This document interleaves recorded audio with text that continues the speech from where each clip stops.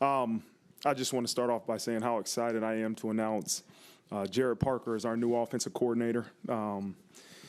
You know, in the direction our offense will go under his leadership, you know. And, you know, I had a criteria and a vision for when this process started of what I was looking for, right? And I wanted to see on film a pro-style type offense. What does that mean? It's multiple formations, multiple personnels, pro-style type concepts in the pass game, multiple running schemes. But it is not just one thing that you're looking for, right? Is multiple different things that I feel will help our guys translate as they move forward to the NFL. And so when I say pro-style type offense, that's what I was talking about. And the criteria was we wanted to search nationwide, and we wanted to see an offense displayed, right? I wanted to see a coordinator call it. I want to see somebody run it at a high success rate. And that's the criteria I had when I was looking for this offensive coordinator. And the top two offenses that you saw on film were Kansas State and Utah. And we interviewed both of those guys. We brought them both to campus. And for their own reasons, they decided not to come. And so we reconvened and looked at all these different candidates that we were looking for. And at some point during that process, Gerad Parker rose to the top. And, you know, we put him through a long, tough interview. And what he was able to display to me and where we're at currently as an offense, his understanding of the terminology and our offensive philosophy in the past year, but also the vision for how he can enhance it with what he's done and what he believes is it takes to be successful as an offensive coordinator. It was halfway through the interview, I kind of, in my mind, was made up. I said, this is our next offensive coordinator. But I wanted to take some time and really sleep on it and think about it and not make an emotional decision. And I woke up in the morning. I remember I called Jack and I said, I think we found our next offensive coordinator. And so, you know, during this process, you know, I was made aware of some misconceptions of you know, what was being said out there. And obviously most of it's just not true, you know. And my wife even showed me a picture of me. It's somebody out there asking for money for a buyout and had my head on it. You know, I said, listen, I told my wife, that ain't my job now, you know. I said, I thought it was pretty funny. But the misconception of obviously the support, right? At no time during this process did I not have the support of Jack Swarbrick and the administration. And I want to be very crystal clear about that. At no point during this process or since my time that I've been here do I not feel that I've had the support of our administration and Jack. He's offered to pay whatever buyout there's been, right? And that's a part of college football. It's a part of business, right? There's certain buyouts for different people. Jack Swarbrick has never shied away from paying a buyout. And listen, in our line of business, part of college football and college business, we negotiate buyouts. That's any coordinator, position coach that has a buyout, like we talk about those things, right? And we discuss them. But that's not the reason why somebody didn't choose Notre Dame. Let's make sure we get that out there. Two individuals decided that it was best for them to stay where they're at. And much credit to them. Congratulations.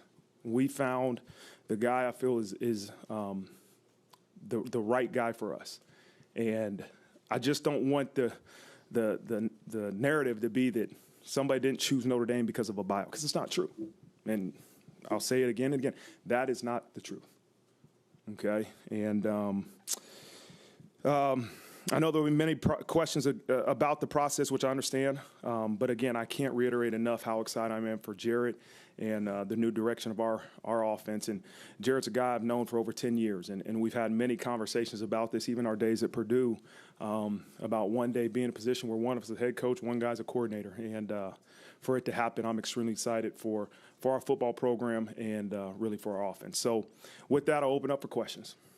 Third row on your left, Tim Priester. Coach, I may be walking all over your statement here a little bit, but I want to follow through with it, and that is that considering the coordinator experience of at least one of the candidates that you mentioned and the limited experience that Coach Parker has in calling plays, how did you get past that, and what – I know you already mentioned this, but maybe some other indications of what convinced you that he was ready for this job? Well, I think it started with the interview, and he's called plays. He was a coordinator, obviously, at West Virginia for a couple of years, and actually called it for a certain amount of games. And his ability to really say, "Hey, here's how I would implement our system as a coordinator. Here's how I would implement my system as the offensive coordinator. Here's where I believe we are as an offense, and here's the vision for how it will enhance."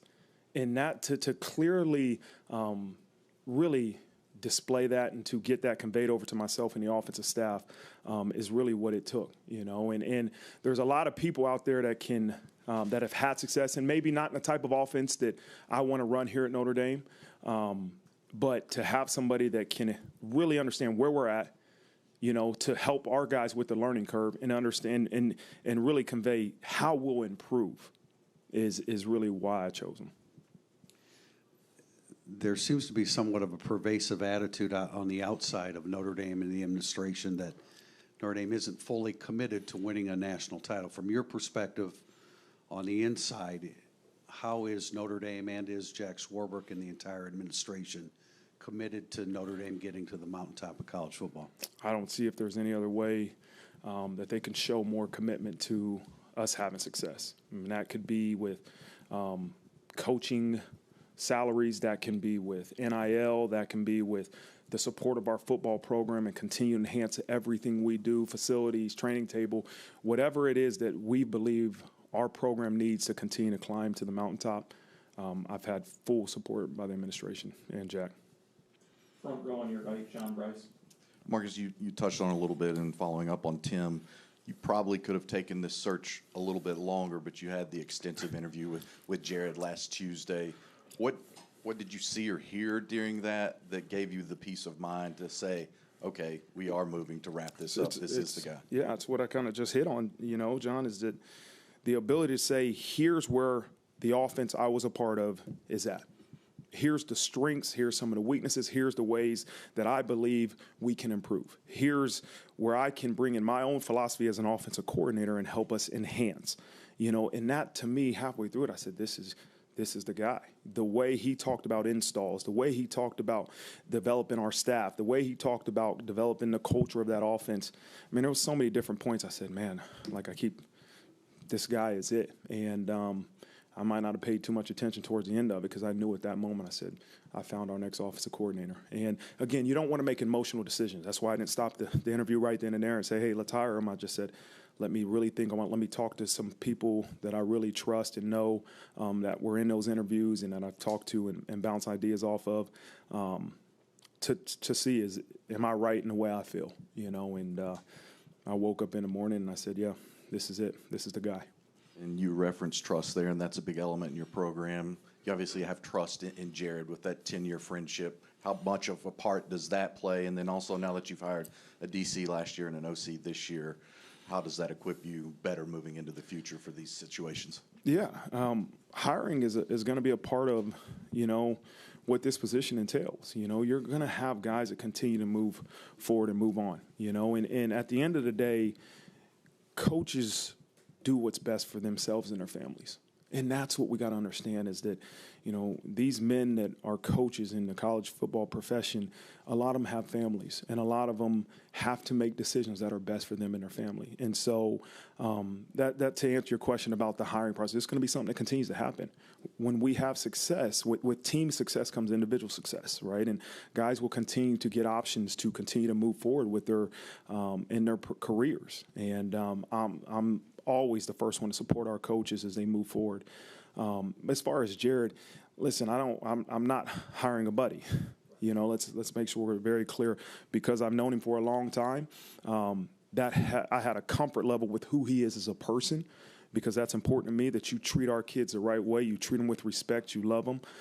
But you're hiring a guy to run the offense and to have a dang good offense. And at the end of the day, I have a strong belief that we will under his direction. Front row on your left, Patrick Engel. Marcus, I remember you said at your introduction when asked about the offensive philosophy, it's what Tommy had kind of shown in 15 months of being around offense more and having more of an input in that. How has your philosophy, approach, priorities kind of evolved since then?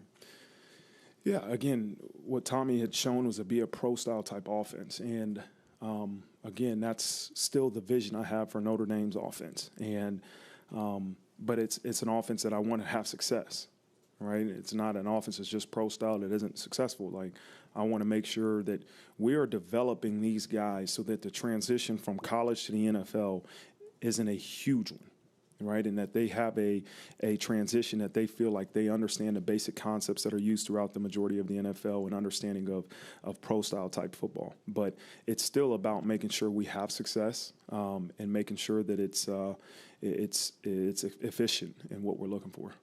And I know you mentioned you're not hiring a buddy, but given the relationship, what about the days at Purdue, even though you guys were opposite side of the ball, position coaches, and going through some tough on-field results, what about that still kind of built the trust between you guys that I'm sure played a part in getting on staff last year? Yeah, probably more than anything is how you handle adversity, right? There was a lot of adversity that we went through in West Lafayette, and even his time as the head coach, our last 6 games of our last season there together. The ability for him to continue to stand in the face of adversity and to not waver from the things he believes in. It tells me a lot about a person's character, and that's what we want. Like, there's not always going to be this road to where we want to go, even for our offense, isn't just going to be a smooth one, right? It's, as I've always said, it's a bumpy road, and you have to make sure those leaders, those guys that are in front of the room and leading a certain side of the ball or leading a position group don't waver from the philosophy, don't waver from who they are at the core of their hearts. Front row, far right, Eric Hansen. Coach, obviously there's programs that have offensive coordinators who aren't quarterback coach and play caller too. They're not all the same person. That's how you'll become. So how is the dynamic different during the week and on game day when it's not all the same person? And how do you make that as good of a dynamic as it would be if they were all the same person? Yeah, I'm sure Gerad will get up here and talk about that, but I was around it for 4 years my first 4 years at Cincinnati, right, where Mike Denbrock, who we all know was the offense coordinator, coach of tight ends, and Gino Guidugli was the quarterback's coach. And they have to have a great relationship. There has to be a trust. There has to be a very clear understanding of what is expected out of that quarterback position, but the quarterbacks know exactly how the coordinator's thinking. And so it's very important for those two to be on the same page as well as the offense coordinator and the quarterbacks. And then you mentioned your vision for the offense. You mentioned what Tommy liked to do. Is there wiggle room in there for Gerad's vision to Absolutely. put his own stamp? That's why we hired him. Yeah, because I'm not hiring Gerad Parker to run Tommy Rees or anybody else's offense. I'm hiring Gerad Parker to implement his offense. The ability for him to clearly explain to me where we're at as an offense, because it's all about teaching progression, right? You bring somebody in here that wants to start from ground zero and label things differently. Now it takes time for our kids to learn what they want. So the ability for him to say, here's what our kids know. Here's exactly what they know. Here's what they understand. Here's how we can enhance and progress. That's why I hired him. Third row on your left, Pete Vernon. Hi, Marcus. So in making this hire, you're sort of saying that this is what I want my Marcus Freeman's offense to look like, and you've explained the appeal of the pro style as it allows your guys to make the jump to the next level. What do you like about? Could you describe what you like about that offense as it pertains to scoring points at the college level? Like, what does it look like, and how is it good here? Yeah, it still goes down to complementary football, and that's what I love more than anything is that you can have varying tempos. You can really control the clock if you need to. It's still an offense predicated on being able to run the ball. Like, I want to be able to run the ball. This is not going to be a pass-first offense. But it creates, creates, to me, opportunities to have success in the pass game because of your ability to be able to run the ball. And all those things go together for complementary football. And you can look at statistics. You can look at any numbers you want. But to me, from my defensive background, the ability to play complementary football and to have an offense that doesn't always have to go 1,000 miles an hour, but also doesn't have to huddle every single snap is really what it takes to me to have a successful program, a successful team on both sides of the ball. And I know we'll get a chance to hear this from Gerad himself, but in his interview process, as he identified where your offense is and how he sees it potentially improving, what were the things he pointed out to you where he thought you guys could be better? Yeah, I want to make sure I answer this the right way. It's a vision, right, of getting everybody on the same page of, listen, I don't want to make this a Gerad Parker versus what we've done in the past. And so I want to be careful on how I answer this, and that, it's, again, a way for him to display different ways to make sure our offense is successful, right? And in the run game, in the pass game, really putting our guys in positions to have success, right? And so I don't want to give you a generic answer. So, but what I'm not trying to do is say this where we struggled last year, this is what Gerad Parker's going to do to get better. That's not what I'm doing. I'm really looking at, hey, where are we at and how can we continue to get better? And again, some of the schemes that we talked about in the past game, I believe will help us. Some of the different ideas he had in the run game really will help us. But it's all about making sure our guys are in positions to have success and then holding them accountable, right? And the ability to hold everybody accountable and be very clear on what we're expecting out of them. Final question for head coach Marcus Freeman, come from Mike Berardino, second rounder, right? All right, Marcus. The idea that you may have soon a half dozen former Cincinnati assistants that you would know from there, and we're not counting you in that group, including grad assistants. When challenge everything, I got the names here, but roughly that's right. When challenge everything is such a big part of the idea exchange and moving forward, what are the benefits and maybe some of the drawbacks you got to guard against when you know your group, your staff so well and have worked with them? Well, I think one of the benefits of this is hiring people you know and trust, right? And there's great resumes out there. There's great guys that can interview extremely well, but you learn a lot about an individual when you're with them every day. And it doesn't take long to say, okay, this is a great coach, and this is somebody in the future I would love to coach with. And maybe this is a person that I don't want to coach with, But at the end of the day, I want to make sure I get the best coaches we can into this place. But also there's an element of I know and I trust that this person can get the job done.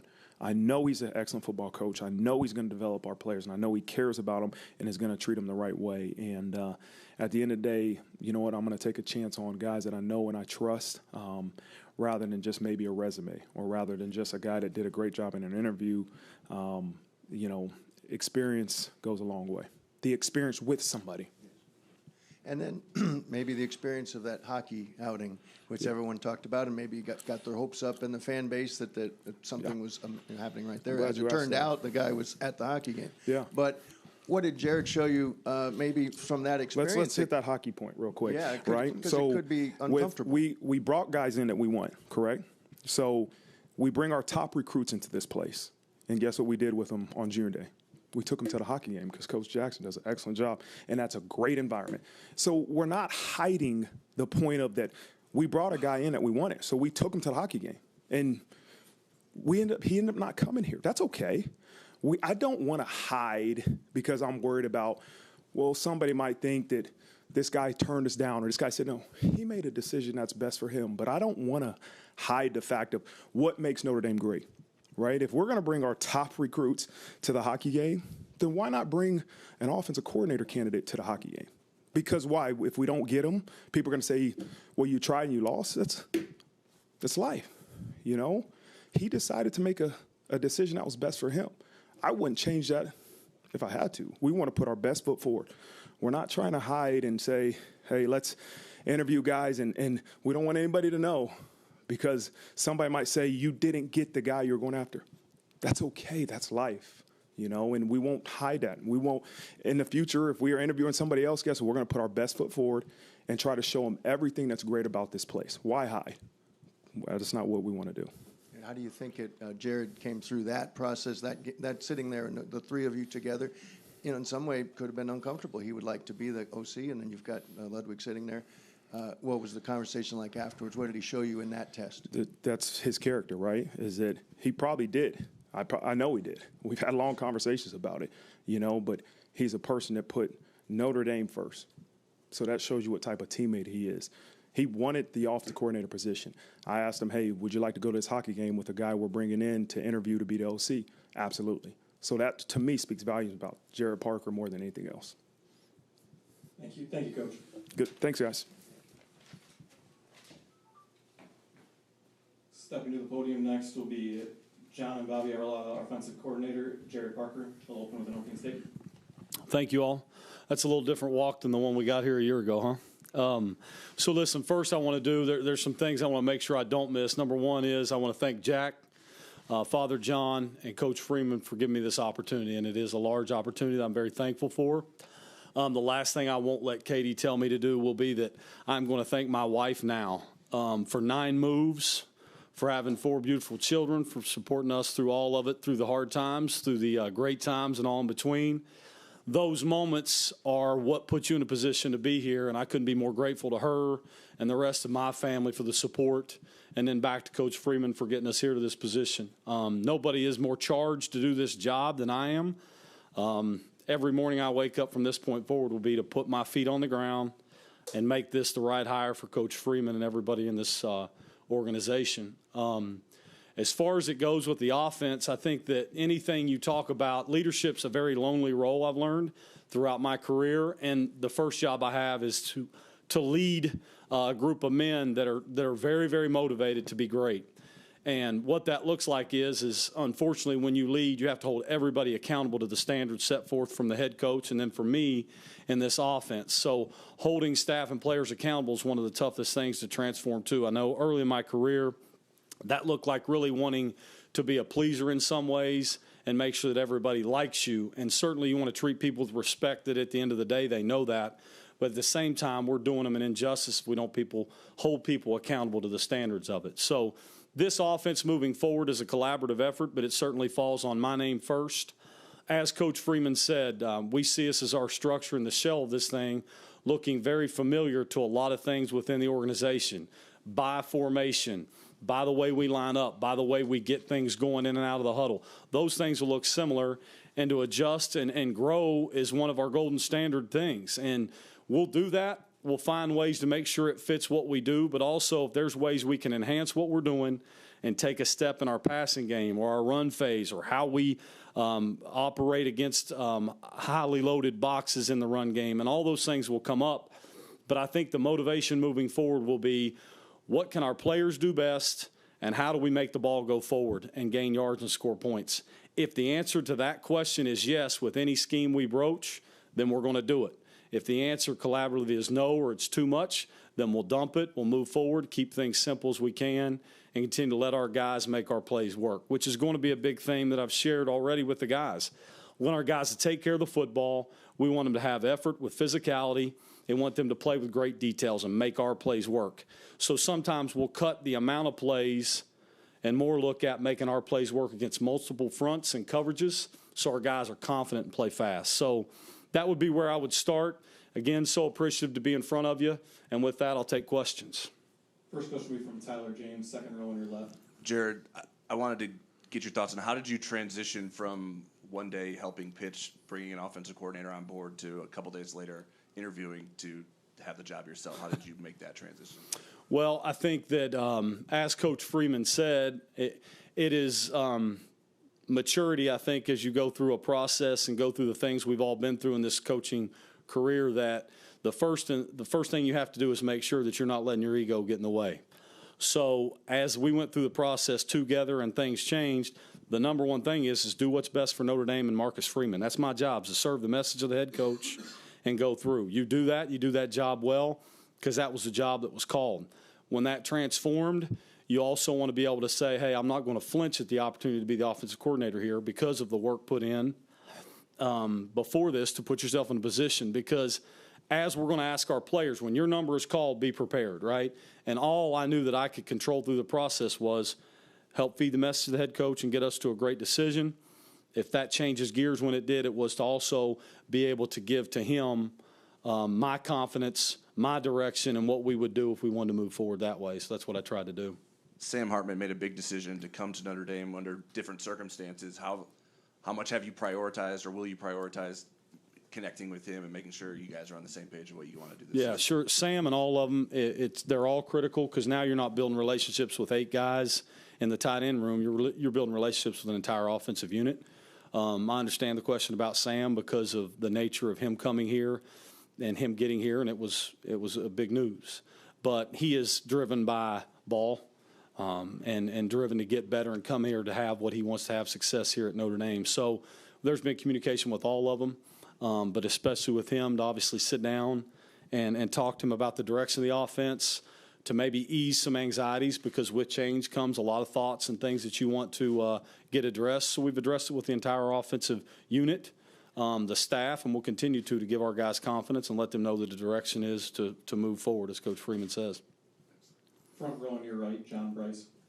Hey, Gerad, it ended up being just right at 2 weeks, but how did you navigate the process of transitioning to Tommy to ultimately culminating with you getting the offensive coordinator job, and how did you stay ready to, I guess, kind of shoot your shot, so to speak? Yeah, I like that one. Well, I'll tell you this. Number one, me and Tommy had a great relationship, and the first piece of that is when he left is, aw shucks, I hate to see him go. And then you transition to what is the direction and the times and the conversations you get to have with Marcus and say, where are you headed with it? How can I help? And I mean that. He knew I meant it. And then there's a little piece where you let your mind drift, because I've always been ambitious. We all are, and ambition has a price. But also put a plan together. If my job were to maybe help with how we're going to construct certain interviews, and I want to provide help that way. But then when my mind would drift late at night when I was wondering, I put notes in my phone. And I'm sure he knew that, if he knows me at all. So I would constantly have things that I would put in. And if those things were just things that I kept in my phone for next year or the year after, so be it. But my phone's decorated with those. And when you put those in, you always stay prepared. Because what a sin it would have been if Marcus Freeman calls my number to do an interview and I'm not ready. That's how I feel. That's how I felt about it. And what a shame had I not been ready for this opportunity. And then following up on that, we heard Marcus say probably midway through your interview, I guess last Tuesday, that he knew you were the guy. What do you think you did in that interview? When did you maybe think, okay, I nailed this, I might be the guy? Good question. I'll say this. I know him very well, which is good to know. Now, that's good and bad. That also means I know that when it's getting ready to erupt a little bit, I know it's getting ready to come at us. So, but I will say this, being able to communicate, look directly at him and see something halfway through that interview, I felt like I did, just to know that he liked where it was headed, and a genuine approach. So I think I felt that energy, but more than anything, you just want to put out more of who you are, and then also have a very clear and concise way of portraying, hey, this is where we're at, this is where we want to continue to find ways to grow and push it forward. And I believe I did a nice job of being able to push that message to him. Third row on your left, Tim Priester. Coach, on game day last year, what was your connection with Coach Reese? Were you in direct connection with him on a regular basis throughout the game? If you could explain that. And then secondly, I know that you handled red zone while you were at West Virginia and had a lot of success. What are the keys to having better success here in the red zone? Sure. To your first question, we certainly all are on the headset and communicating as a staff together during the games. Me and Tommy communicated a lot during the game, as with so did everybody in certain times.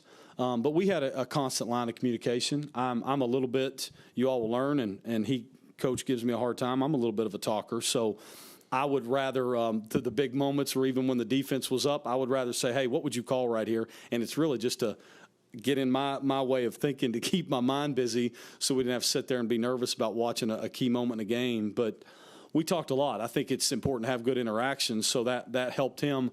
Because what you want to do, in my opinion, like as an assistant coach serving a coordinator, you want to be able to give a couple really good thoughts on run, pass, or wherever we're headed, and then let him filter it down so there's not, because during those moments you can almost sometimes get the scope this big.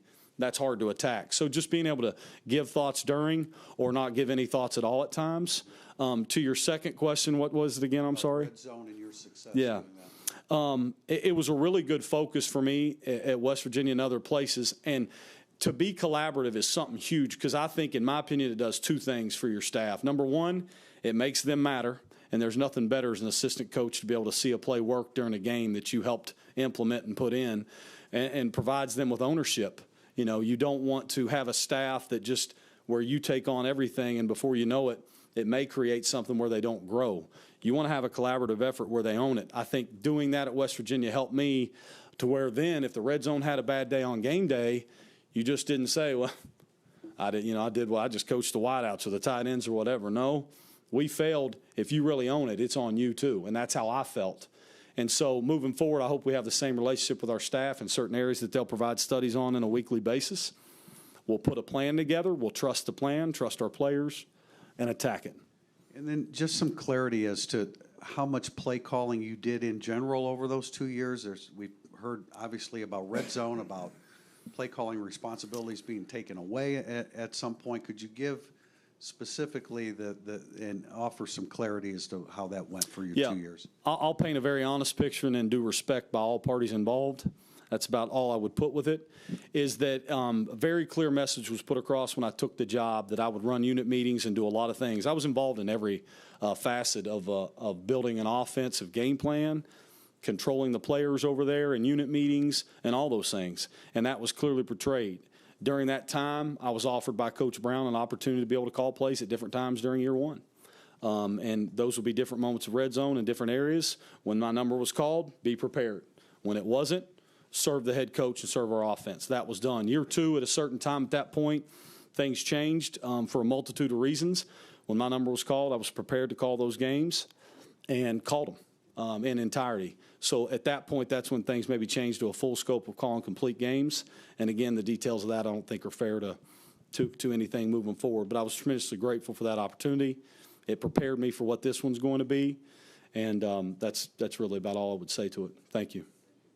Front row on your right, Pete Sampson. Jared, going back to the beginning of your career when you're getting into UT Martin and Marshall, what did you take away from those experiences specifically that made, okay, this is what I want to do, this is my calling, and I'm ready, I'm good enough to do this? Yeah. Well, it's a good question. You know, UT Martin, I think, you know, to plug a guy that's been one of my biggest mentors in the profession is Randy Sanders.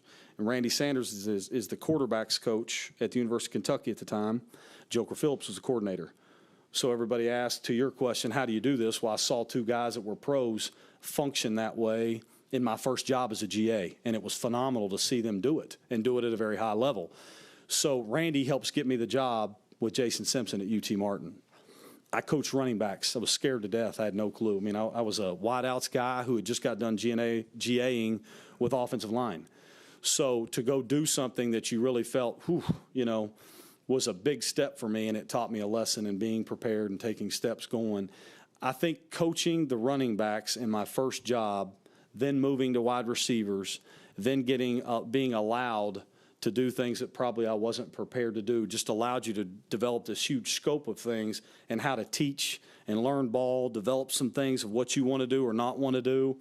That drove me. I think the coaching love or the desire to help guys get better was pushed well before. Meaning, you know, my dad, I told somebody the other day, not to get too wordy, but my dad said at 12 years old, whatever camps you want to go to, son, you raise half the money, I'll pay the other half. So I started teaching ball handling drills when I was 12 years old in our backyard. So I started coaching at 12 and didn't know it. I just needed the money, you know. And then as it goes, my career wasn't near as good as Coach Freeman's back there in college. And so I'm maybe a much better football coach than player. But I learned what it took for me to make my career work and coach and teach and find ways to get to guys in multiple different ways, coach different positions, and that helped me get to this point. And I loved it. I love it. You had referenced sort of Louisa a little bit with your dad. And I asked Coach Simpson last week, just like, what about your hometown or your background really bleeds into your coaching most? So I want to ask you that. What about your upbringing is most impactful or most sort of rooted in your style of coaching? Yeah, Katie said not to cry. So I won't cry. But the deal is we're all built by our surroundings and those things. So what my mom and dad did and what Louisa did was a place like it's blue collar as it gets. You know, we were built around a community that loved football. That football success and that program kind of grew around the town. It's something you wanted to be a part of. And I just think, you know, when you grow up in a place that demanded that kind of success from a small town, you naturally have a chip on your shoulder to do great things because you want to prove everyone wrong. And that grit of what my mom and dad did to raise us, what my brother and sister did and now still do, like those things are what shape you. Still, my toughest critic are my parents. And I could go on and on about that, but they're our toughest. They're judging me right now on this show. So that's what drives you. And being never satisfied with where you're at and constantly being being ambitious about, finding ways to make Louisa proud, my family proud, are what drive me, and will continue to. Third row on your left, Pete Byrne. Hey, Gerad. Hey. First of all, you realize you can't leave that phone anymore hanging around. All the secrets are in it. We all know it now. You know your personnel already to a degree. Where do you think the strengths of this offense can be as you begin to put it together and show it for the first time come late August? Yeah. As Coach Freeman said, you want to, again, show respect to what we did last year and to Tommy's job. The thing that we know we are built in is we want to be built O-line driven, and we're going to be built from inside out. With what we have returning up front and with our running backs and tight ends to be able to control a box, that's where it always has to start. Will we continue to find ways to attack people on the perimeter or deal with hat counts when they may be outnumbered, so to speak? Of course we will. The growth of our wide receivers and all those things are going to be critical to us this spring, this summer, and getting into fall, because we want to, like, there's no secret no matter who it is, and I'll say the same thing in year two, like, we want to score more points than we did last year. And next year we're going to want to score more points than we did last year. And so that's the deal. And I think, too, like, one thing I want to make sure to say before my time's done here, that we have great players and trust in our players, and I want them to feel that trust. I want them to feel empowered to grow so we can do things better week 1 to week 2, 3 to 4, so on and so forth. You've got 2 quarterbacks right now with experience, and they're different kinds of quarterbacks, but how do both Sam and Tyler, how do their skills translate into what you would like to do each individually? Well, I think it's our job to know what their skills are and make them better, but not get away from something that maybe it's not what fits them. So it's going to be our job to tailor this thing around in a pro-style form, as Coach Freeman said, but we're going to do what our players can do best and then find ways to enhance. So, yes, some of them, there's some certain differences in the two, so it's our job to play off those differences of who it may be with Sam, and the same thing of Tyler, just as we did in the bowl game. We want to do what our guys are good at and then get better at doing them. Second row on your right, Mike Berardino. All right. Hey, Gerad. Hey, Mike. Congratulations. When you go through something like what happened at Purdue and failure, and you go through what happened in the spring of 2017, very public difficulty, what do you learn from that? How does that make you better personally, and how does that build trust with those who had your back in that time? Yeah, I think that anytime you go through failure on or off the field, that kind of shows who you really are. Coach Freeman talked about it in hiding and certain things, like I'll never do that either. And I think that when you face things, lean on the people that love you the most, and you're able to stand tall during the tough times, that's really the difference between good and great, in my opinion, like seeing it. You saw, again, there's no experience value on that, in my opinion, not to speak for our head football coach, but if you saw the way he stood in the fire, so to speak, when we took a tough loss early last year, that tells you everything as to the reason he'll be a successful head football coach here. Well, I want everybody to have the same opinion of me. Like, failure's going to happen. I hope not real bad failure, right? But failure's going to happen. How we stand tall, own that, which will be my responsibility, will empower our guys to say, don't worry about mistakes. I'll take on the failures. The more we go back to work, we'll fix those problems and be just fine. But you can tell a lot about a person after doing this job, which he also alluded to, because it's a tough job. This is a tough job. High expectations, all those things. And if you flinch at that, this place will eat you up. And we've also worked extremely hard to get ourselves to this point. These are the dreams that me and him talked about time and time again in failure, and a lot of it. And the reason we'll now have success is because of those and growing stronger because of them, and that's what I will do till my time is done. And you've been exposed to so many different types of offensive philosophies, been around the air raid a little bit. Maybe you could encapsulate and lay out for different conference styles, cold weather, whatever, hot weather. What are some of the other schools that that you've drawn from the thinking, and maybe even went and visited with somebody at some point? I don't know if you ever went and visited with Coach Leach before he passed or anything like that. Others besides Phillips and Sanders that you'd like to mention in your journey? Yeah. Well, in my first job, we were pro-style with Coach Simpson, which was really good because I was coaching a two-back offense. And then certainly to be able to flip the gears and go to Marshall for Bill Legg. Doc Holliday was our head coach. We played spread and as fast as you could. We ran more plays than anybody in the country, led the country in passing, played fast, fast, fast. Didn't run it much. Came back to a West Coast style offense when we were at Purdue, which helped me, and I coached tight ends there. That was a different realm. An 11 personnel RPO approach through Coach Ronnie, who's now at ODU at Penn State. And then a little bit of variations in multiple things at West Virginia. So it's been good to be involved in all kinds, so to speak. I've been 10 personnel spread out, 11 personnel rocket and roll and go RPO. We've been in 12 pro style, and then what we've done here. So I hope that scope prepares us to be as multiple as we want to be here. Front row on your left, Patrick Engel. Gerad, and when you and Marcus were looking at the last staff position here with offensive line, how much of that hiring process is a collaboration between you guys? Is it something that you're going to have more of a say in? I guess what's that look like when you're looking for a position that seems to be really important to the identity of what you guys want the offense to be? Yeah, it's critical, and he's the boss, so it's him first as we go through it. But certainly, you work on together to vet as many guys as you can.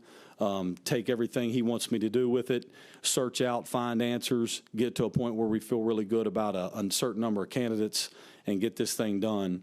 Now, the beautiful thing is here that the number of candidates and quality is certainly a list that can't be put on one page.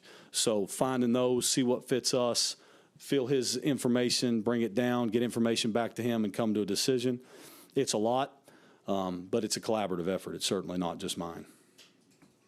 Front row on your right, Eric Hansen. Coach, I'm curious, as far as recruiting, how might your role expand now that you're the offensive coordinator beyond position, beyond area? Yeah, I think that it's to make sure we have relationships with all the recruits and their families and build that and just help support position coaches as they do the job because they're excellent at it with the guys we already have currently. So it's really just going to be there to support them. And then when it's time to, whether it be by on-campus visits or whatever it is, to provide a really just straight direction of where the offense is, how they would come into it and have success, and just provide any support that way as well. My other question is, you went through the different influences in different places in your past. As you try to evolve this offense, do you also look at NFL film? Do you look at other resources as you're trying to put your own stamp on what's already been done and bring it to another level? Yeah, always. You always do that, college and professional, because there's too many good football coaches that I respect in this profession. One of the funnest moments of the year last year was me and Tommy. We called it our Cup of Joe. We had a coffee every Tuesday morning at 7 o'clock, and in that time of any information we want to put out there, we would study different things that he would even push me on or we do on our own between college and NFL teams that do stuff similar, and you're just finding ways to find better answers to put our guys in successful positions. So absolutely, you want to study those that you know are well respected, those that do a great job, and we'll do that and continue to. Final question this morning, second row on your left, Sean Stires. Gerad, as a coordinator who's not the quarterback coach, you've talked a lot about collaboration and stuff like that. So how do you sort of see your role in the mix with the quarterbacks, whether it's, recruiting, day-to-day, development, all that stuff? So in my mind, how I've already thought about it will be like anything that is technician-based, we're going to have a pro that's going to do that part. My part will be to make sure we have unit meetings, to watch past phases of our offense and different things to make sure we're seeing the whole scope together through the same lens. And more importantly, let those guys feel my confidence in what we want to call because they also love it. So I think just tying it all together as a group so we're speaking the same language. In the future, when we're able to announce officially our quarterbacks coach, I don't want to be able to walk in and say something different than what he's saying. If we're not on the same page, speaking the same language, and we have an issue, and that will not be something we'll want to do. So just being able to speak the same language, how do you do that? You got to be able to communicate in the same room a lot of times. So we'll find ways to cheat that time together, if that makes sense. Yeah. And then you've talked a lot about a lot of different offensive concepts. If spring practice was starting tomorrow, how would you feel, I guess? Well, yeah, if we dialed one up tomorrow, I'd probably be in there a little bit late tonight in the goog, but we'd get it done. The beauty is our guys are, this place, these guys, how they study and being able to overcome a huge hurdle, which is, half the battle is lining up, being able to strike a cadence, get the ball snapped, and everybody know what to do and line up. We can do that right now. What we decide to add or subtract is going to be fun to do. So to really answer your question, if we did it, we'd be able to get the job done. I probably wouldn't sleep much, but our guys would have confidence to be able to go out there and line up in base formations and do some things, and that is going to help this transition be somewhat smooth. Yep. Thank you, Coach Parker. Thank you all.